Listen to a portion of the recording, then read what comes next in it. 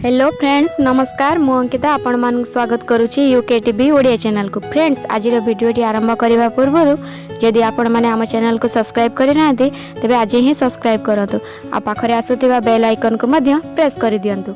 3 दिन पर बढ़ शीत 10 डिग्री तले 13टी सहर पारद पुणी राज्य में सबुठारु ठंडा सहर पलटिला सोनपुर। राज्य को पुणी फेरुची शीत प्रबल जाड़े थरुची ओडिशा। आंचलिक पाणीपाग कार्यानुष्ठान मिलिथिबा सूचना अनुसार सोनपुर रे सबुठारु अधिक ठंडा पड़ी।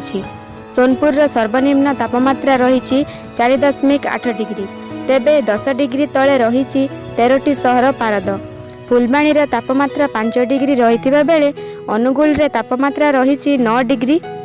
दारिंगबाड़ रे तापमात्रा 7.1 डिग्री सेल्सियस रेकर्ड होईछि। सेही बळी संबलपुर बलांगीर और कोरापुट रे पारद 9 डिग्री रेकर्ड होईछि।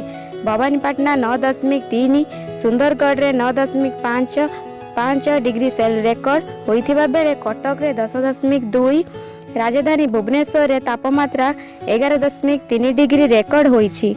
तेबे राज्य रे आउ 2 दिन ठंडा लागी रहिबो एवं 3 दिन पर तापमात्रा बढ़िबा नहीं सूचना देइछन्ति आंचलिक पाणीपाग केन्द्र।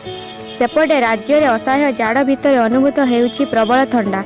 ओडिशार काश्मीर कहुथुवा दारिंगबाड़ रे पारद 7.1 डिग्री रेकर्ड होईछि। तेबे आज दारिंगबाड़ सीमनबाड़ी रे होईछि तुषारपात। शीतर मजा नेबाकू लोके निआर सहारा नेउथिबा देखिबाकू मिलिछि।